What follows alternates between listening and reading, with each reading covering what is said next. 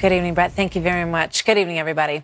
We pick up the story from here in New York tonight, where we are now learning brand new breaking details in the Matt Lauer case and questions about who knew and for how long about all of this at NBC. And also, very importantly, where is all of this heading next? So this is the Matt Lauer that America welcomed into their homes for decades. What is the exact nature of the relationship between your husband and Monica Lewinsky? When you were introduced to Americans, it was the hockey mom. Yep. It was the woman who was going to appeal to the blue-collar folks in this country. By the time you gave the order to start military operations in Iraq, did you personally have any doubt? I'm here in the Blue Room at the White House with the 44th President of the United States, Barack Obama. Thank you so much for joining us in this joyful celebration of one of America's most cherished holidays. And now, on behalf of NBC and Macy's, we wish you and your family a very happy Thanksgiving. He was the king of the NBC's Today Show franchise, the highest paid news anchor on television. Fired late last night in a phone call from his friend and boss, Andy Lack, the president of NBC, for sexual impropriety. Reportedly, Lauer accepted the decision and expressed remorse. But tonight, we are learning brand new breaking details, a picture of a pervasive and known behavior at NBC that went unaddressed for years. The details are not good. Alleged sexual assault of an NBC employee while covering the Olympics in Sochi, and new breaking details just moments ago about the possibility of sexting that may be part of that. Also a report that he exposed himself to an employee in his office and then taunted her. Sex toys given as gifts to colleagues, and a button under his desk that automatically locked his office door. This quote from the blockbuster Variety piece says that he long feared the tabloids were on his tail, so he stayed within NBC. Here's the quote. He couldn't sleep around town with celebrities or on the road with random people because he's Matt Lauer and he's married. So he'd have to do it within his stable, where he exerted power, and he knew people wouldn't ever complain. Trace Gallagher, live in our West Coast newsroom tonight with some late-breaking news on the Matt Lauer story. Hi, Trace.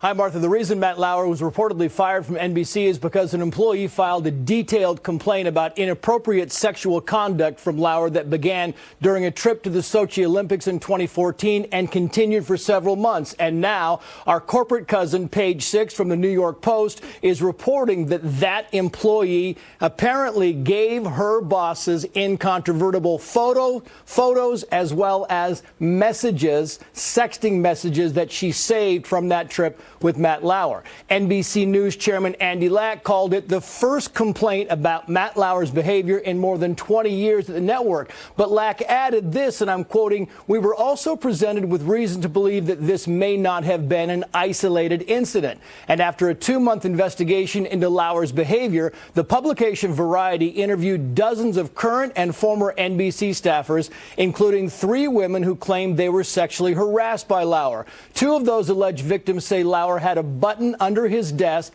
to lock his office so he could initiate inappropriate contact, knowing nobody could walk in on him. And the New York Times is reporting that NBC has now received at least 2 more complaints about Lauer, including a former employee who says in 2001, Lauer summoned her to his office and had sex with her. She claims she felt helpless because she did not want to lose her job.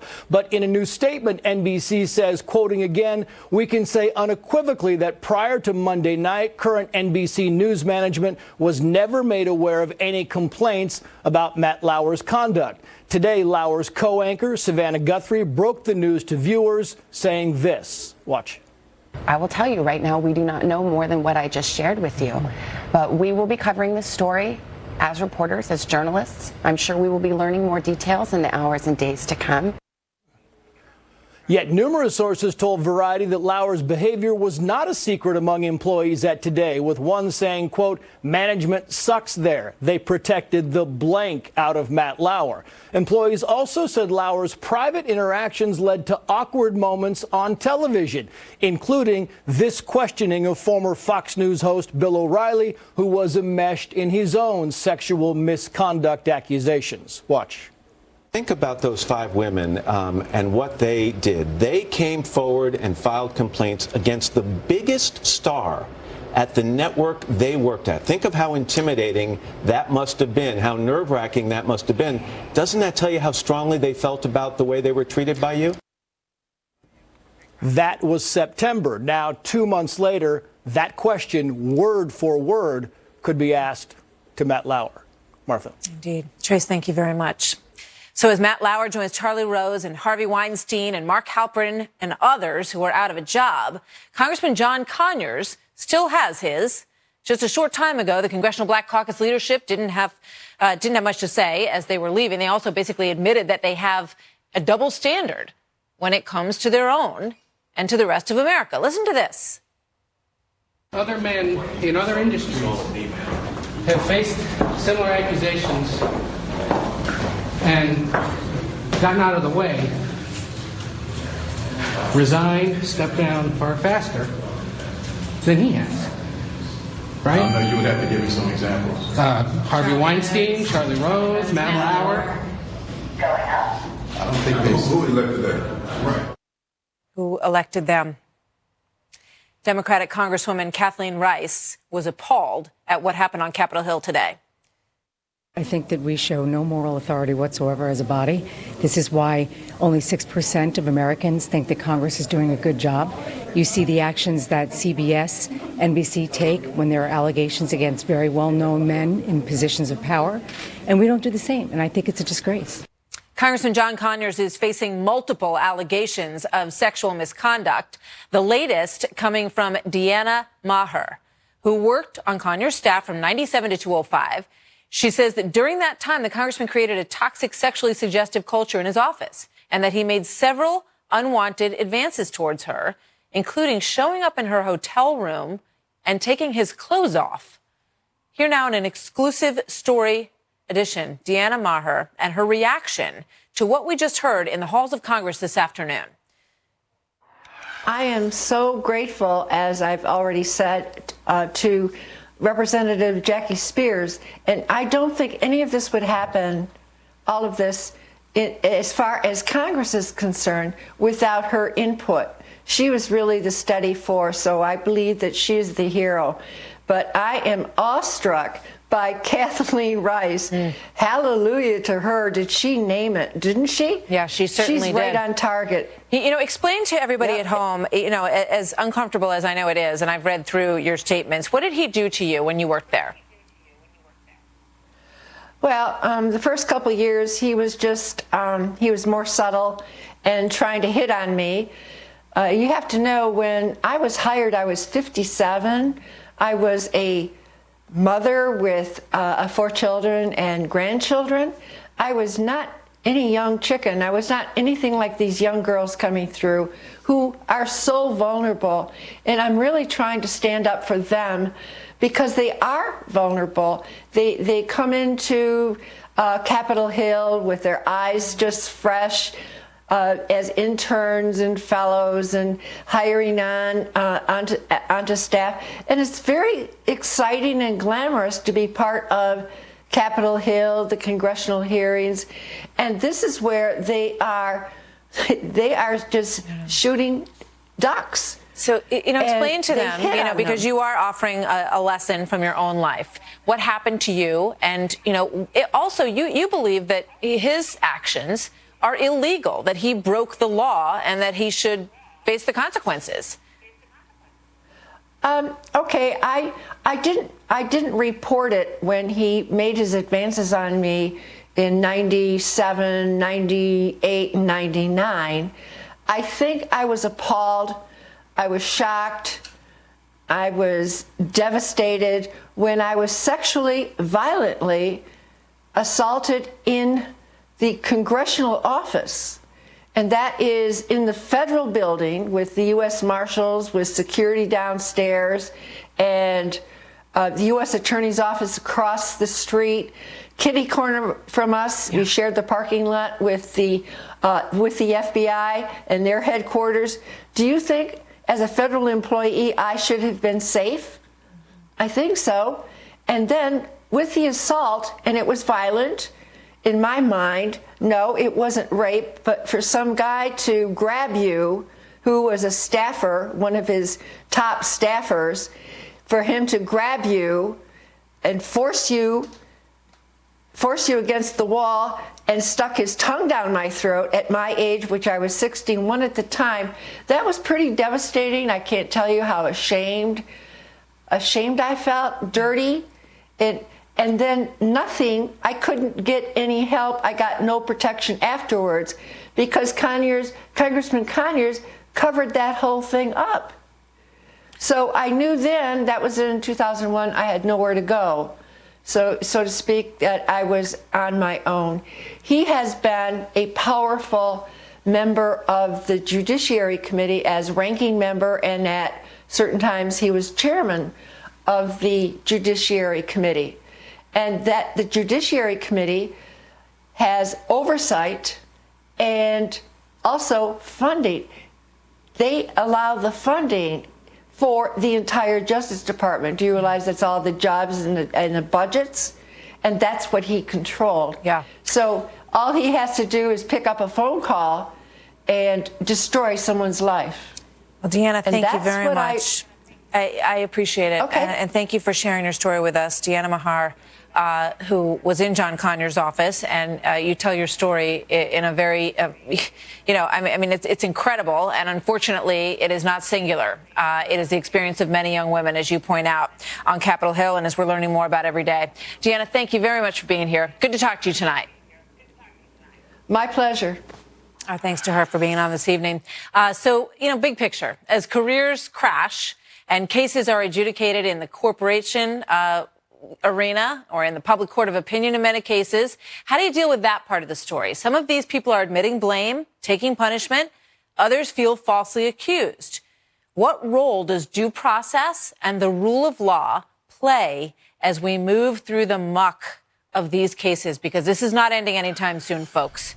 Shannon Bream, host of Fox News at Night, and Jonathan Turley, George Washington University law professor, joining me now. So good to have both of you with us. When you wake up this morning and you see the Matt Lauer news, right, and it's touched so many industries. And you know what? There are more to come, right? I mean, there are many that are still out there in terms of these stories, as we know. But, Shannon, the question that we're raising about how to be fair in these cases, how to give people their due process. Is it possible with some of these situations that are years and years ago? It's really tricky. I mean, Martha, I spent years as a sexual harassment attorney, and I've seen claims that are legitimate. I've seen claims that are false and were made with very ulterior motives in mind. So I know the cases exist all across the spectrum. I think what's happening now, instead of due process as we understand it under our Constitution and our court system, it's not happening now because these are being tried in the court of public opinion. But what's important is that when you have an election looming or something going on, people want to fast track and you skip the legal side of it. But when you escape going through due process or going through the court system, some of these people, if they're innocent, they'll never get their good name back. And for others, this drags the victims through a very public spectacle where their very integrity is questioned. But it's really difficult. We've moved into a place where it isn't about letting the court settle these questions. It's more about the media argument and the public attacks. Yeah, and credibility and who makes the best case, You wrote, Jonathan Turley, about this woman at Teen Vogue who wrote that she was, quote, not at all concerned about innocent men losing their jobs. Basically, that if, some innocent guys lose their jobs, and I think of, the Duke case, I think of some of the university cases that I've covered, where sometimes that does happen. What's your response to her sort of saying, that's okay if some of them get lost in the shuffle? Well, it's very troubling, obviously, when you just dismiss the potential that someone might be innocent. There's often a reliance on a statistic that only 3% of claims are found to be fraudulent. I've had trouble finding the source for that. There is one study that shows a 6% rate in criminal cases. Those are different in nature than civil accusations. But we have to be very careful. People are entitled to present their side of this, and we shouldn't make assumptions. It's not immediately true just because someone makes the allegation. allegation. Now, having said that, politicians need to understand that the voters will look at the credibility of the allegations, how many women have come forward, what the details are, whether there's corroboration, and they will have to reach a conclusion. So in the Roy Moore case, to say, well, you know, I haven't been found guilty, there's been no proof or a process by which I will be adjudicated, that's really not the test. I mean, you have to look at how credible the allegations are. I find some of the allegations to be quite credible, but every voter has to make that decision. You know, when you look at there's another piece by Jonah Goldberg today, because everyone's sort of looking at this as a societal question, and he talks about the fact that, you know, when these allegations happened at Fox News, there was a lot of sort of finger pointing and, you know, tribalism is the way that he put it, that, oh, well, it wasn't surprising, not shocking, that, you know, there's some sort of conservative connection to that behavior. So then when it expands all over Hollywood, all over Capitol Hill, the suggestion is, oh, there must be a problem with society. I mean, it is interesting to watch, Shannon, as you have and I have, and, you know, Jonathan Turley from the outside, how all of this has played out. What do you think about that tribalist sort of propensity that has existed in this conversation?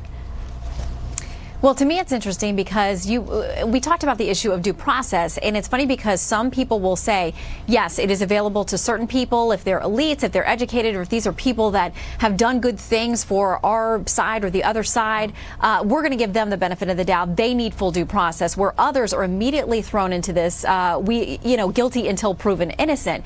So you have to have some kind of fairness. But when we're tribalist about this kind of thing, we're not being fair to legitimate victims, because if you discount people who may have a legitimate claim, you're hurting others who also have legitimate claims. And tribalism doesn't help anybody across the spectrum. These claims shouldn't be about politics or ideology. It should just be about right or wrong. Absolutely. And a lot of people don't want to think that we have absolutes in our system and in our society. They say they don't want to legislate morality. Well, we have laws against rape and murder and sex harassment and assault and all these other things. So there is a right and wrong. And when we try to strip that out of society, we end up being hypocrites if we're not willing to call balls and strikes, regardless of party. So true. I got to thank you both for being here. We got to go. Thank you very much. Jonathan, good to see you tonight. Shannon, many thanks. So still to come, an Ivy League university now says that students in their application process can check the person of color box even if they don't fit the definition. Some say Elizabeth Warren did that years before it was allowed. The backlash on a crazy story coming up. And the first time Americans are looking at the map and really understanding the threat of a nuclear strike on our homeland is now very real. General Jack Keane in studio to tell us if technology can protect us. And on Capitol Hill, tax cuts are looking within reach tonight. There is one wild card, though. What will John McCain do? That's not John McCain, but what will John McCain do? We got some signals on that tonight from the senator who gave Obamacare. Remember the thumbs down? What's he going to do now? We'll be right back. So breaking tonight, Alaska Senator Lisa Murkowski is now saying she's a yes on the Republican tax reform bill. That is thanks to an added provision. Everybody sort of has their things that they want to get out of this, right? And for her, it was to open up a small portion of the Arctic National Wildlife Refuge to energy production. So that takes her name off the list of so-called wild cards. But the big question remains, what will Senator John McCain do this round? Will he be for this, or will he bring down the tax cuts? The Arizona senator telling reporters today, keeping them hanging, stay tuned. Chief National Correspondent Ed Henry live at the White House tonight with his take on all of this in his report. Hi, Ed. Martha, great to see you. The president may be on the verge of a major victory here between his visit to Capitol Hill yesterday and that speech he delivered in Missouri and the heartland today. He's leaning in to selling this tax cut much more than he ever did on health care, which, of course, Republicans could not repeal and replace. And in fact, I'm picking up information tonight from senior Republicans that John McCain may now be leaning towards a yes on the tax cut, but he's still not quite there yet and may be the deciding vote. This is significant because if you go back to 2001, 2003, John McCain voted against the Bush tax cuts. He said he was concerned it was too skewed to the rich. He said he was concerned about adding to the debt and how that may hurt the ability to spend on the defense of the United States. And interesting because John McCain has also had a bit of a personal feud with the president. Remember, going back to the campaign when, in fact, then candidate Donald Trump said that he prefers heroes who were not captured. That was obviously something that angered McCain. He has said he's not going to make this personal. But remember, in the summer, shortly after brain cancer surgery, McCain gave that dramatic thumbs down on the Senate floor to a bill that would have repealed and replaced Obamacare. You see it there. Shortly after the president lobbied him by phone. And new tonight, a senior Republican source tells me that an aide to McCain has indicated to Republican leaders that they think he's going to vote yes on this tax bill. He hasn't announced that publicly yet. But if, in fact, McCain is going to vote yes on the actual bill, they cleared a hurdle tonight, a procedural vote, yes on the debate to move forward on debating the tax bill. McCain and other senators still have to vote yes or no on the actual bill. If he votes yes on this, it could be a big victory for the president, Martha. It would be a big deal. Ed, thank you very much. So joining me now here on set, former House Speaker Newt Gingrich, Fox News political contributor. Good to see you. Thanks for being here. You. John McCain. I mean, he has been the wild card. He's always been called the Maverick. We saw the thumbs down on health care. Do you think that he may say yes? Oh, I think he might. Yeah, I think, first of all, I think he recognizes this is a very different tax bill. It's much, much better for middle-class Americans than the Bush tax cuts. I think he also recognizes that his party has a real life and death interest in passing this. And I don't think John's a capricious person. I think in the end he concluded it wasn't the right procedure in Obamacare. He can be very stubborn once he's made his mind up. But I just have a feeling he might come along. I also think, frankly, the president has done a tremendous job of reaching out and listening, working with Senator McConnell. Senator Collins, who had been a no on Obamacare, they apparently have met her concerns. But why are they are they changing their minds because they feel what you just hinted at, which is that this is not everybody loves this. It has pretty low approval numbers. When you look at the Quinnipiac polls on this tax bill, it's like 30-40% think they like it, 25 in some polls. But they seem to feel that getting to yes is more important for them as members of the GOP right now because they haven't been able to pass anything yet. Well, they do think they need that. But let me take the example of Collins. Collins had very specific, real concerns. And instead of just blowing her off, they sat down, they listened to her. They said, we could add 2 additional bills that she'll introduce, bring them up on the floor and pass them. And therefore, we're going to literally meet your concern about these 2 provisions. And she said, that changes my view. Yeah. And so they've been much better at actually legislating. Murkowski, for example, Murkowski's had a very particular real interest that all Alaskans have. She's getting that interest met. Well, and that's the way the sausage is made, right? That's the way the sausage is made. That's what the legislative process should be. What did you think yesterday when there were empty chairs on either side of President Trump? He had even the name tags were out. Oh, this is where Mitch McConnell. This is where Nancy Pelosi should be sitting and Chuck Schumer. But oh boy, he was pretty lonely there in the middle of that room. Whoever was in charge of the camera, if you come all the way back, you see McConnell. They see it here. You see McConnell and very Ryan sad and lonely out there. I don't know why the Democrats would give Trump a cheap, easy win to sit there and say, I'm trying to solve this problem. I don't know why they won't even talk about it. I mean, it just struck me as one of the dumbest things. Schumer's a smart guy. And this is one of the dumbest things I've ever seen. Well, they realized that they had been, set up for that pretty negative photo op on their part, and then they called it a stunt. But, just quickly, Newt, in the big picture, are they going to push this funding bill? Are they going to push to a showdown that might close the government for a while? Nobody wants to talk about it yet, but I'm going to go out on a limb. McConnell could come in and say, we're going to apply the same rule to spending bills that we apply to Supreme Court justices, because the only power that Schumer has is the requirement for 60 votes. Right. That's purely a Senate rule. That's not a law. And the Senate could decide. Go nuclear on every funding bill. They could just say that you want to find a way to negotiate and we'll get 8 Democrats, fine. You want to be totally obstructionist, we're going to change the rules so 52 of us. Everything seems to be a party line vote. There's no other way to get it done these days. Newt, thank you very much. Thank you. Good to see you. Have a great trip back to Italy. Thanks. Living at the Vatican, near the Vatican. All right, so coming up next tonight, should the man behind the plot at Benghazi have been at Gitmo all along? Abu Khatala, convicted on terror charges, but cleared of the murder of 4 Americans in a U.S. court. And it's time to take Kim Jong-un and the North Korea missile crisis quite seriously. Senator Lindsey Graham joins me in a moment, and General Jack Keane coming up next on The Story. Little rocket man, rocket fuel for the American economy. He is a sick puppy.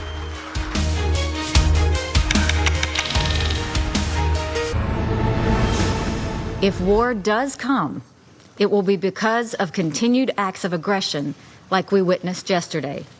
And if war comes, make no mistake, the North Korean regime will be utterly destroyed. Very strong words today from U.S. Ambassador Nikki Haley at the United Nations just a short time ago, as the threat of a North Korean missile hitting the United States comes much closer to reality. The rogue regime's latest intercontinental ballistic missile puts really our entire country within the target. Take a look at this map. You've got 33 minutes to Los Angeles, 37 to 38 to Chicago, 38 to 39 minutes from launch time to hitting New York City. So joining me now, Senator Lindsey Graham, who sits on the Senate Armed Services Committee. Senator, good to have you with us tonight. Always a pleasure to hear from you. What do you think? You know, the president has said that he will take care of it. Those were the words that he used when he saw this missile launch. What do you think he means by that? He's telling China and the world at large, if you don't stop North Korea, I will. Now, what would trigger a war?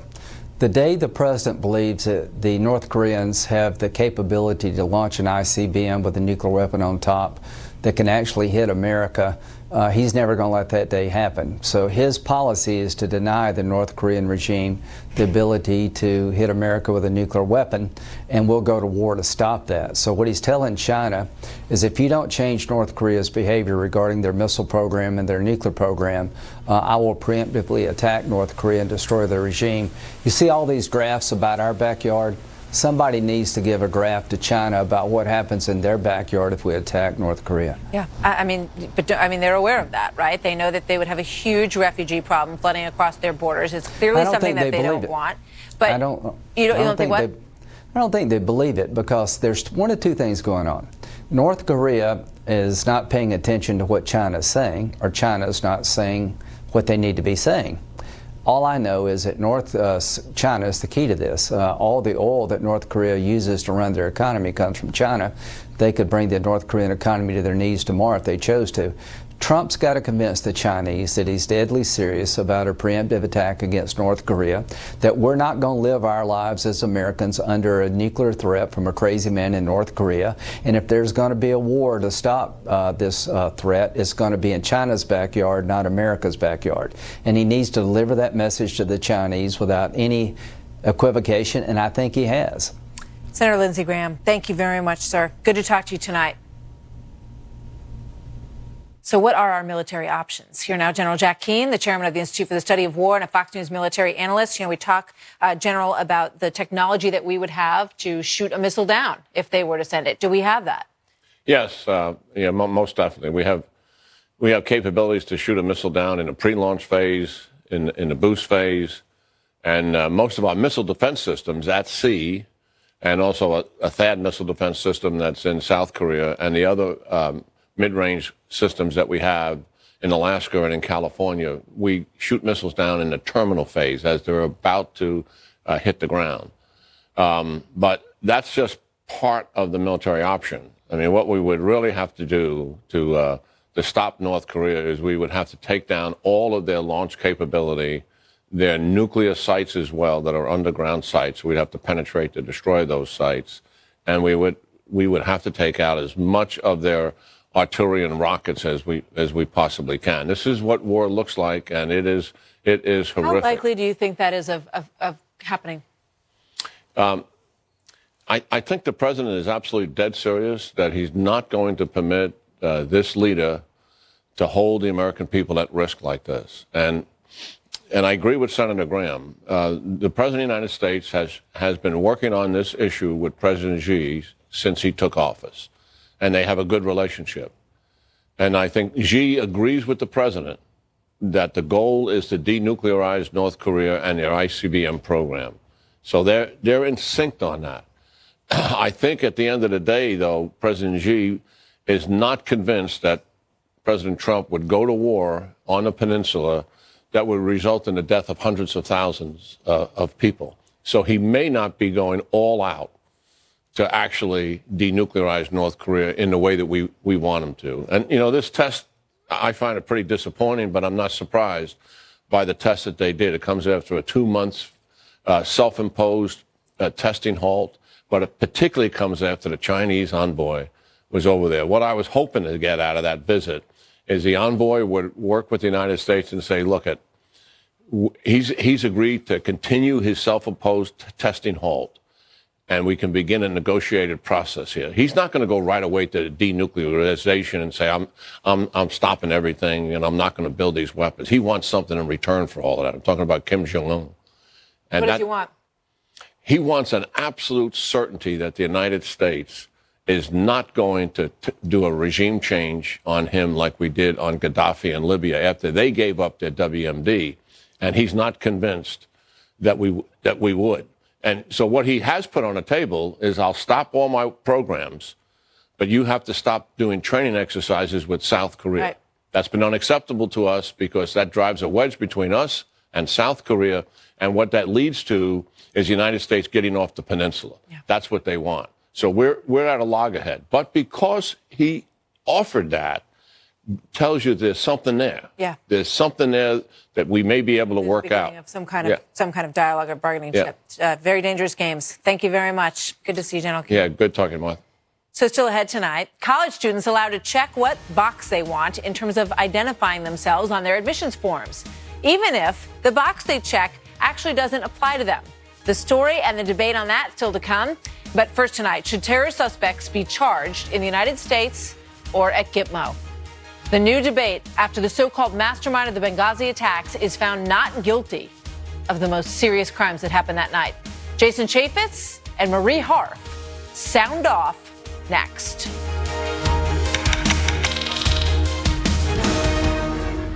The other thing that really bothered me about this case from the very beginning is the previous administration granted this foreign terrorist American constitutional rights. And that should not have happened.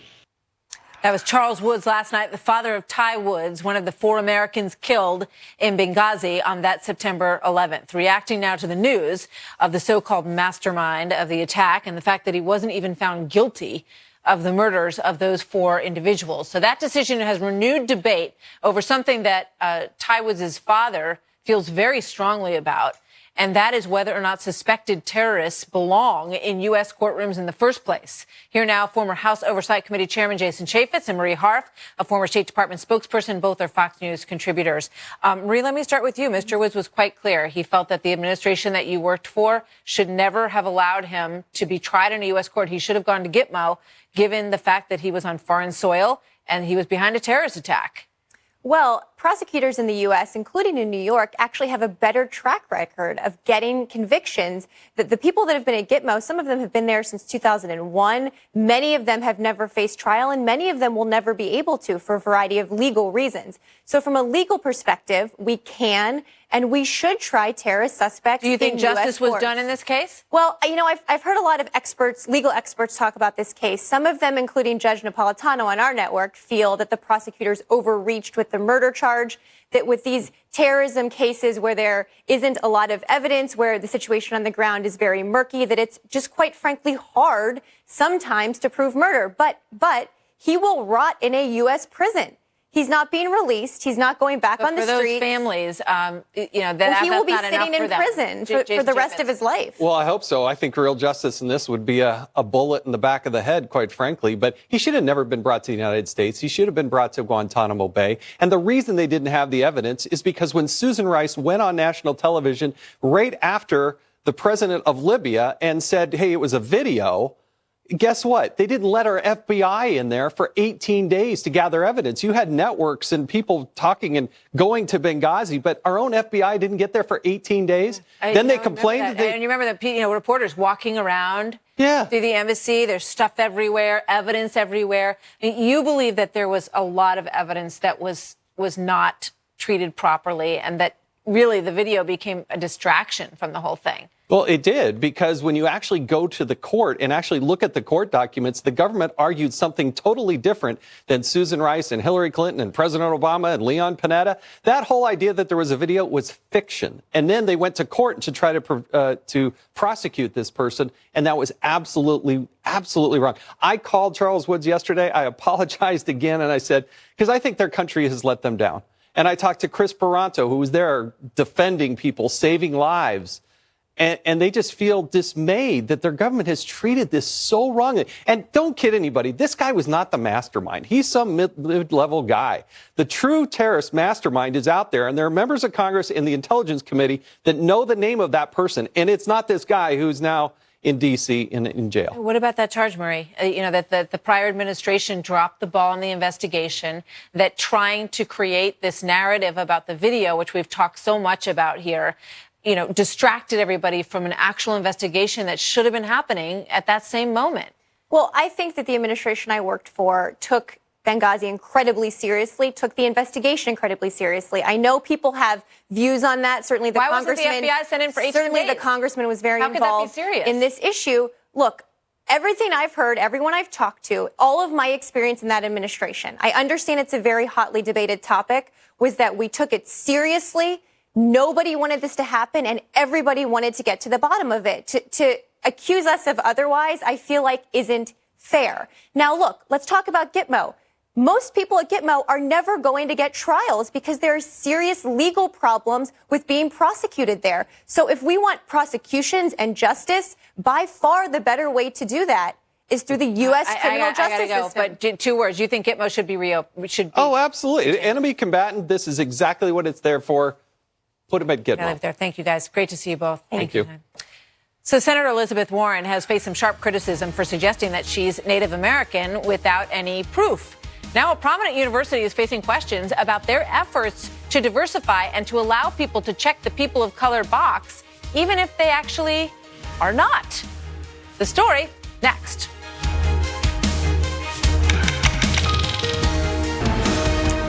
Brown University is under some fire tonight amid plans that the graduate school is changing their application to allow people to self-identify as a person of color. The news raising all sorts of questions about what that would mean for the applicants and if the school would take steps to verify if that information is accurate. We reached out to Brown for clarification on this, and we're told in part, quote, there's been no policy change, and the statement about the application is inaccurate. However, the Brown Associate Dean on the policy change says that the graduate school will change its application for the upcoming admissions cycle to allow students to self-identify as students of color.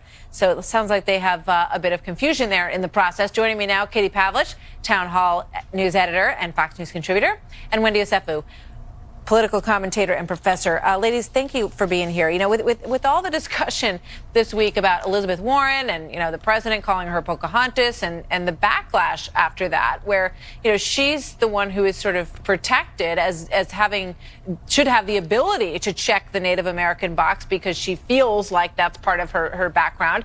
Brown University is setting up a situation where they may be essentially doing the same thing, Wendy. If you feel like you're a person of color, you may be able to check that box.